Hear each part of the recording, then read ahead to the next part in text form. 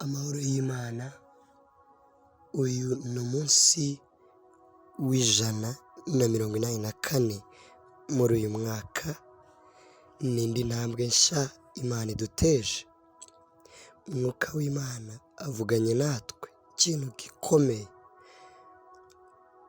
kuraho umugayo wose, Imana yongere ikorane nawe iby'ubutwari. Turasoma ibyahishuriwe Yohana igice cya 2 umurongo wa 4. Bibiliya iravuze ngo, ariko rero mfite icyo nkugaya, nuko waretse urukundo rwawe rwa mbere.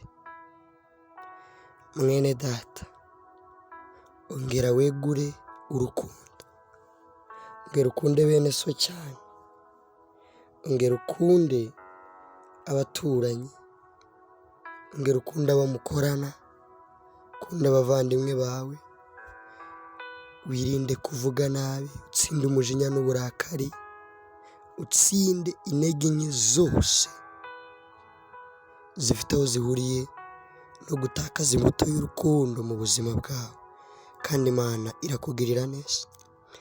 Mana nziza, turagushima kuko udukunda kandi ugakomeza uganira natwe. Turakuraho ikintu cyose